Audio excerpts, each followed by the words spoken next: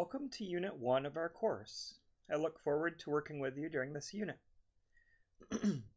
Unit 1 of our course focuses on two time periods in American history, the period of Reconstruction and the Gilded Age, and your assignments reflect this. Unit 1 of our course is a short unit. It's only a few days in length, rather than a full week. You're asked to participate in a discussion board related to the era of Reconstruction, and you're asked to complete a 200 to 400 word blog post related to what you believe to be the most important development during this period. So I'd like to talk a little bit about Reconstruction to introduce that topic. Reconstruction is the period from 1865 to 1877. Reconstruction followed the Civil War.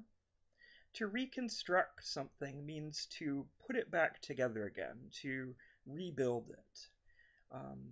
You could reconstruct an old, car that's been broken down and falling apart. In this instance, Reconstruction refers to the reconstruction of the nation after the Civil War. The Civil War clearly tore the United States apart. A number of states in the South seceded from the Union, and 620,000 people died in the Civil War. It was the costliest conflict in American history. At the end of the war, Abraham Lincoln and then the succeeding president, Andrew Johnson, and also Ulysses S. Grant, the following president, led efforts to try to rebuild the country, to put the country back together again, if you will, to reintegrate the southern states into the Union. And also, a major question that had to be addressed was the status of the freed persons.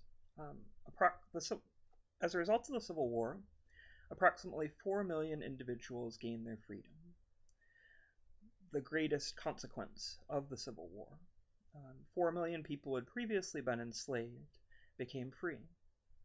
The question was, what would be the status of these free persons, African Americans who had previously been enslaved?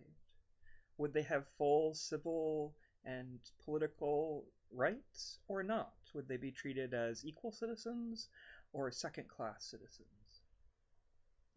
This is the focus of your discussion board question. Your discussion board question asks you to evaluate whether Reconstruction was a success or a failure. As with any good discussion board question, I think you could make an argument on either side of this debate, that Reconstruction was successful, or that Reconstruction was a failure, or that it was a bit of both successful in some respects and a failure in other respects. In terms of Reconstruction, during the period of Reconstruction, especially for the 10-year period from 1867 to 1877,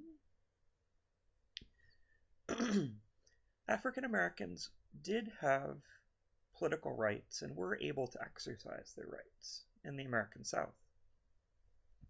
During this 10-year period, the Union Army effectively occupied the South and protected the political and civil rights of African Americans. The South was under the supervision of federal authorities, and the federal army, the Union Army, was present to protect the rights of African Americans.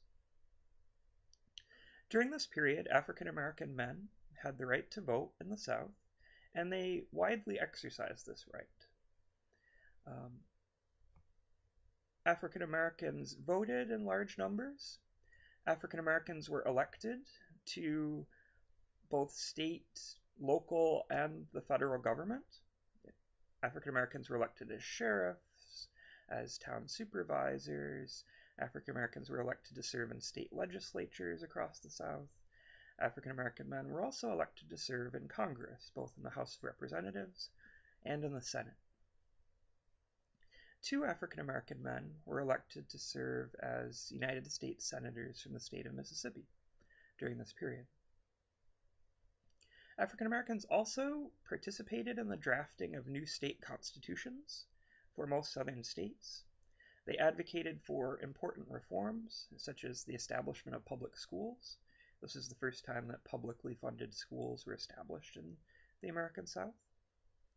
And they pushed for legislation mandating equal access to facilities, to public facilities, to transportation for African Americans as well.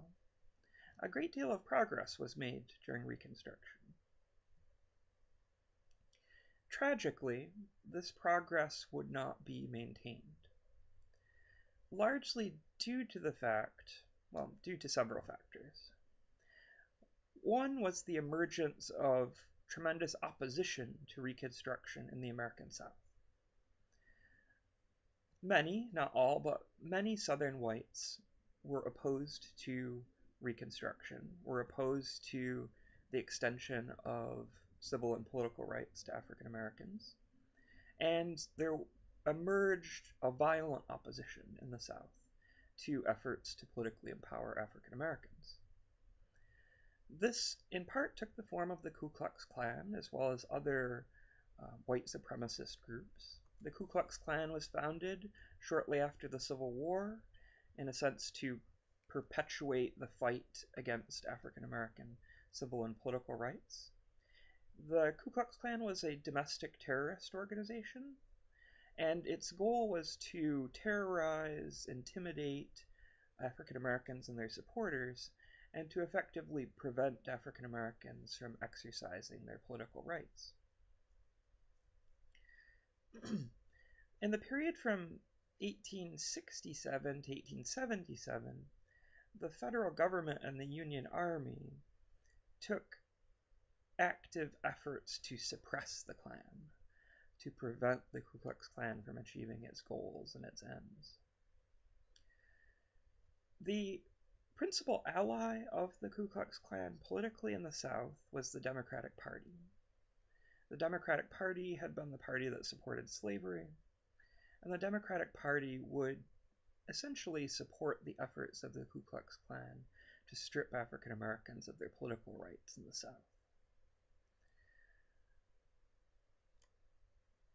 During Reconstruction, again, African American rights were largely protected, but Reconstruction came to an end in 1877. Many Northerners had lost interest in supporting Reconstruction.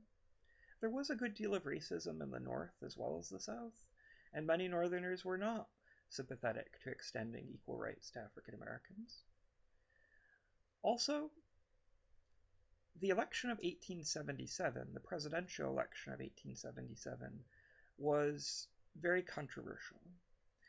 In fact, no one really knows who won the presidential election of 1877 in terms of winning the actual vote. In several states, including Florida, the race was too close to call. No one knows really who won. The Republican candidate, Rutherford B. Hayes, and the Democratic candidate, the race was too close to call. Ultimately, a horrible bargain, quote-unquote, was struck. The Republicans and Democrats in Congress reached an agreement. The election would be decided by Congress, since it was contested, and Southern Democrats in the Congress agreed that they would support the Republican candidate, Rutherford B. Hayes. In return, the Republican candidate agreed to end Reconstruction in the South. So Southern Democrats agreed to throw their support to elect a Republican president, Rutherford B. Hayes, and the Republicans in Congress agreed to bring an end to this period of Reconstruction, essentially to end the policy of protecting African American rights in the South. Once this protection was withdrawn in 1877, within a few years, by 1880, both the combination of the Ku Klux Klan, working in cooperation with the Democratic Party, was able to reestablish control over all of the southern states through terrorism and violence. The Ku Klux Klan terrorized, murdered, attacked African Americans who tried to exercise their political rights. There were instances in Louisiana of individuals shooting people while they were trying to vote, while they were waiting in lines to cast their ballots, killing African Americans while they were attempting to vote. And ultimately, the Democratic Party regained control of all of the southern states, and then proceeded to pass a series of laws known as the Jim Crow laws. These laws established segregation across the South, separate facilities for African Americans and whites, and also effectively prevented African Americans from voting ever in the future. These laws included discriminatory literacy tests, poll taxes. The poll tax essentially said if you wanted to vote, you had to pay a special tax. And also grandfather clauses. The grandfather clauses stated that if your grandfather could legally vote in the county, you were exempt from paying the poll tax or passing the literacy test in order to vote. Most white residents' grandfathers could legally vote, but most African Americans' grandfathers could not legally vote because most were enslaved during this period. As a result, African American men were prevented from voting, and soon African Americans were stripped of their civil and political rights. African Americans would not really regain the right to vote in the South until the passage of the Voting Rights Act in 1965. So as you can see, for a period of time, Reconstruction was successful, but by 1877 it had come to an end, tragically. You'll also be looking at the Gilded Age during this unit. The Gilded Age is roughly the period from 1877 to 1900. Gilded means an object that is covered in a thin veneer of gold. So on the outside it looks like it's very valuable, but if you dig a bit beneath the surface, you find that it's not as valuable as it looks, that there's a less precious metal underneath. Mark Twain named this era the Gilded Age in a short story, and that name has stuck. The United States was incredibly prosperous during the Gilded Age. The economy boomed, there was tremendous economic growth, massive industrialization in cities in the Northeast and Midwest. The United States became a global economic superpower. So that's the outward veneer of gold. But if you dig a bit beneath the surface, there were tremendous social problems in America during the Gilded Age. Incredibly high rates of poverty. Approximately 40% of the population were impoverished. Workers were making poverty wages who were employed in industries. Labor conditions were incredibly unsafe. Cities were overcrowded. There was a lack of proper sanitation. And there was tremendous inequality. A few individuals became incredibly wealthy, but huge numbers of people were deeply impoverished and suffering. Hence the name Gilded Age. So you'll be exploring this topic as well during this unit. So during this unit, you have two written assignments to complete. You have the discussion board. You have to complete a minimum of 3 posts for the discussion board. You have to post your initial response to the question, and then you have to respond to at least 2 other students' posts or comments. You'll also be completing your first blog post, a 200 to 400 word report as to what you think was the most significant development during this period of time. You will be reading 2 chapters from your text, Boundless. You do need to access that. And there's also some other digital materials provided. Digital History Reconstruction exhibit, PBS Rockefeller and the Gilded Age, and also a resource on how the Civil War became the, quote, Indian Wars. Please feel free to contact me if you have any questions or concerns, and I look forward to working with you during this week. Thank you very much.